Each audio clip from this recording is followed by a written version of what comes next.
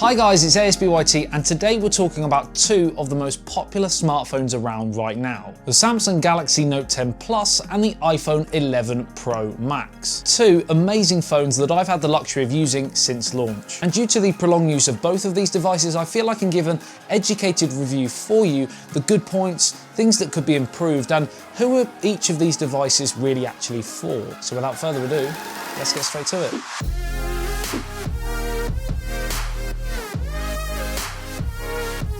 Now firstly, I'm not a fanboy of either. I show no allegiances to specific tech brands, I just love good tech. And I also use Android phones and iPhones for various different reasons, so this is completely unbiased. So now you know the tone of the video, I'll also mention that this isn't going to be spec laden, this is going to be more real everyday world use. If you want specs, etc., see my original videos on both products. So we're going to start with one for the social media lovers. And this is one of the main reasons, doing what I do as a job, I have an iPhone around with me at all times. The quality of image and video compression on the likes of Instagram and Twitter is still better than on Android. The quality of Instagram stories, for example, still look better on the iPhone 11 Pro Max than they do on the Note 10 Plus. It's not a massive difference, it's just noticeable when you put them side by side. Now Samsung did include a purpose-built Instagram section within the camera app where you can post straight to, which is a nice feature, but unfortunately they are still handbraked by the Android platform on this. It's not a huge thing, but fine margins at this level. For social media,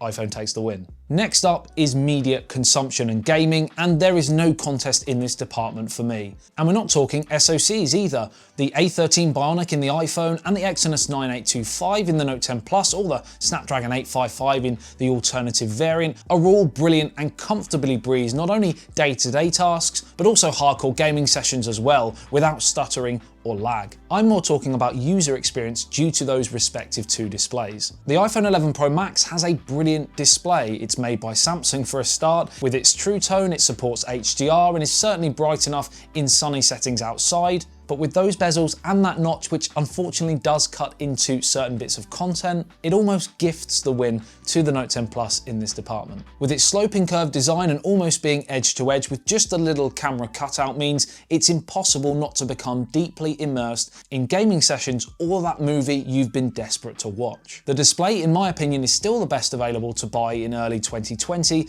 and only the disappointing 60Hz refresh rate, which is the same on the iPhone, compared to 90 and 120s, which we have seen, stop me waxing lyrical. And if the Hertz thing is a real issue for you, just wait for the Galaxy S20. That's all I'm going to say. 120 Hz apparently. Why did I hype its voice? Now the camera is a really tough one to call because both of them are really top drawer, but subtle differences mean the best option really depends on what you specifically need from a smartphone camera. If it's video, go with the iPhone. Hands down, the best video capture on a phone right now. Great audio, stabilization, and flexibility of shooting with multiple lenses, on top of the fact that it has 4K at 60 frames a second both on rear and front cameras mean it's really untouchable in this area. Now Samsung also do a lot of things right with video, with multiple lens options, super steady mode, and probably a better slow-mo function as well. I mean, it's a very well-rounded video camera setup, but the audio isn't quite as good, footage comes out slightly less sharp, and the lack of 4K at 60 frames a second on that front camera means, in my opinion, the Note is just a little bit behind the iPhone for video. Now night mode is also pretty close, but in my opinion, actually the Note is slightly better than the iPhone here. There is a specific dedicated night mode on the Note 10 Plus, something that you don't get with the iPhone. So while on paper you might think, well, there's less to think about here. I just simply press it, snap it, it takes it automatically. If it's too dark, it'll go into kind of a night mode. Brilliant. But the trouble lies when the lighting is on that borderline level between being too light and too dark for the night mode. If the iPhone doesn't think it's dark, if the iPhone doesn't feel it's dark enough,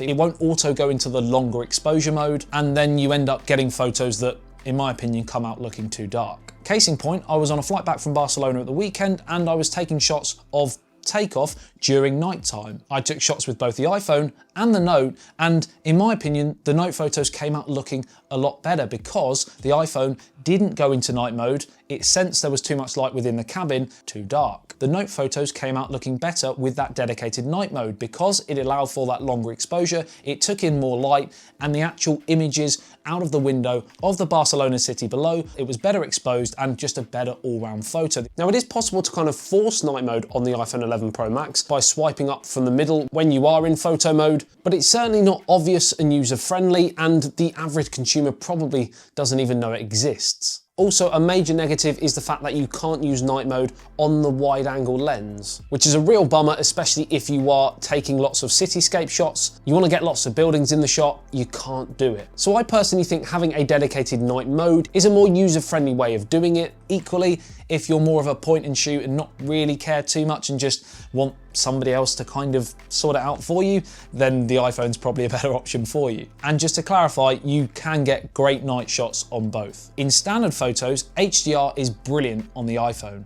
Its ability to raise the shadows whilst not blowing out the bright skies, even in direct sunlight I might add, is phenomenal. The HDR is also decent on the Samsung as well, but I do find skies can become a little bit overexposed and washed out at times. Color temperature though is far better in my opinion on the Note 10 Plus. Apple, as I've said time and time again, produce shots that are far too warm. And the fact it seems impossible to alter this easily makes some shots for me unusable. Many users and content creators alike post photos and selfies of pictures that they go, oh, look at this is an amazing shot using the new iPhone 11 Pro or Pro Max, or even the iPhone 11, all pretty much the same camera for standard photos and selfies.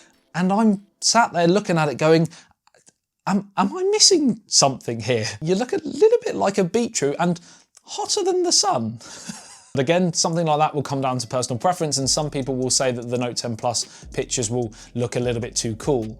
I also prefer the wide-angle lens on the Note 10 Plus than I do on the iPhone, just due to the fact that it's got an 123-degree field of view compared to the 120 on the iPhone. So it's just a wider shot. You can fit more in the photo. And for me, that's the whole point of having a wide-angle lens, so you can capture a lot of the scene. Portrait shots are, again, the iPhone shots are probably sharper. Edge detection is okay, not sensational on either. And neither can point and shoot with the accuracy on a moving target, animals, family, etc. like the Pixel. Hopefully this is a key area that both focus on going into their new flagships, the S20 in a month or so, and the iPhone, they've got another kind of 5 months to improve on that. Now I've touched on some of the strange decisions Apple have made software-wise, revolving around that sort of camera setup, but some of these strange decisions kind of run through the rest of the UI as well. For a company that makes the hardware and the software together for one product, iOS 13 seems surprisingly clunky at times. Little things like not being able to tap in the middle of a word to edit, like you can on Android. When, let's be honest, most editing when it comes to text is individual letters due to misspelling, and that added press and hold just gets a little bit annoying. The fact that the back gesture still isn't universal across all apps is really quite irritating at times, and the argument that it's down to the specific app's fault for not allowing this doesn't really fly with me, because on Android, if you have a back gesture, it works across all apps. The fact that you still can't hide certain apps in an app drawer, or more importantly, order apps from the bottom up, so apps are easier to get to on, let's face it, a pretty huge screen. And don't get me started on the notifications, which quite frankly are a jumbled mess. Notifications on the Note 10 Plus and Android as a whole are far more user-friendly, not only to see what on earth is going on, but also to respond to said notifications, whether that's replying to messages on social media or just swiping and clearing them away. That being said, there is nothing like the fluidity of gesture control on iOS. The closest on Android would probably be OnePlus's Oxygen OS, but Samsung's One UI 2.0 here is decent as well. Yep, that's right, One UI 2.0. We now have Android 10 on the Note 10 Plus, and while it's not earth-shatteringly early, it wasn't, probably a month earlier than I was expecting. Usually it's February, March time, and mine got updated in January. Some of you got it, I think, late December. So hats off to Samsung for being slightly early on this, still not ideal. iOS is Apple. As soon as they have an update available, it'll go straight onto the phone. Now, I personally like changing and customizing my setup a lot,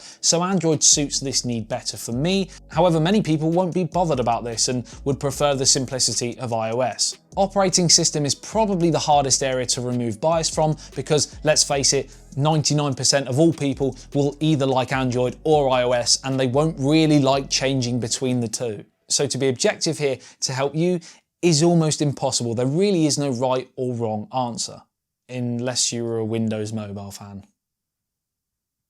Now with battery, however, we can be objective. The Galaxy Note 10 Plus has about the same battery drain times as the standard iPhone 11 Pro, but the Pro Max absolutely crushes it. A lot of this comes down to better power efficiency this year from the XS Max from last year, which had a pretty poor battery performance. I can pretty easily get to the end of the day with both, with medium to heavy use, but I'm finding where the Note would die, I've got around 15, sometimes even 20% left on the iPhone. So it is a remarkable achievement what Apple have done this year with the battery. But again, we're going to counter it because charging speeds are better on the Note 10 Plus. Quite frankly, the iPhone takes about an hour and a half to fully charge, whereas on the Note 10 Plus, it's around just over 1 hour. Now, one big advantage of the Note 10 Plus is of course the S Pen. The iPhone doesn't come with a stylus, and that stylus I do use quite a lot on the Note. Whether it's indeed for jotting down notes or signing contracts, for example, I do use it quite a lot. Like I've said many times before, I'm not a massive fan of the new gestures this year, and I don't really use it for designing, drawing, etc. But if you are into that, then it is a handy feature. But the one thing I do use the pen for the most is that remote camera shutter option. It's not new this year, it was introduced with the Note 9, but it is still, in my opinion, the most handy feature. More so because I'm on social media a lot and I have to take pictures a lot of the time remotely, and if I want to make it look like someone else has taken the photo when indeed it is just me, it's a great tool. Another great use for this is if you're taking a group shot, you can simply set the phone up, get into place, and then take the shot using the pen, so you don't have to set up a timer and then have that mad dash to get into place before it goes off. One area that the iPhone does win in is the ecosystem, and many people talk about the Apple ecosystem as a real negative thing, but if you are indeed in it, I think it's a positive. Samsung do have their own kind of ecosystem with the Galaxy Watch, Galaxy Buds, etc. But there is nothing quite like using my iPhone with my MacBook Pro AirDrop, using my AirPods Pro. So if you do want that all-in-one system and you're happy to pay for it, there is still nothing better, in my opinion, than that. But if you don't want all those features and you're not mad keen on spending thousands and thousands of pounds, then you probably won't want to get involved in that ecosystem, and then it becomes less influential for you. Apple's Face ID is rapid and secure, and I really don't feel the need to use a fingerprint scanner. Samsung's Face Unlock is also quick, but it is less secure, and if you wanted a more secure method of unlocking your device, you can of course use the 3D fingerprint scanner on the Note 10 Plus. It's touted as being the most secure fingerprint scanner available, even though there was a pretty huge design flaw when using a screen protector a while ago, but apparently that's been patched and you shouldn't really have a problem with that anymore. I still haven't 100% been happy with the accuracy and speed of the fingerprint scanner on the Note 10 Plus, regardless of trying anything and everything that's been posted in the comment section below on all of the videos, like press and hold, tap and release quickly, stand on your head, spin around 3 times, dress and drag and do the hula.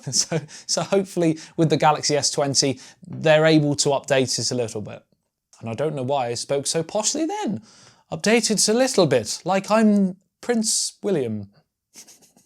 Oh dear. In all fairness, I've been up since 5 AM this morning with a little, and so you're gonna have to bear with me. In terms of wear and tear, there's a few hairline scratches on both. It's pretty impossible with these sort of devices to not get that unless you put a screen protector on your phone. But outside of that, I haven't really had any problems with wear and tear, other than one little ping on the bottom corner of the Note when I literally just basically threw it out of my pocket getting out of a car, smashed on the concrete, and to be fair, other than that, it was fine. So I'm pretty impressed with that. Haven't really dropped the iPhone yet, so can't really vouch for it, but as Apple say, strongest glass on a smartphone, if you believe that. Both of them have brilliant sound with stereo speakers, and here's a quick test for you.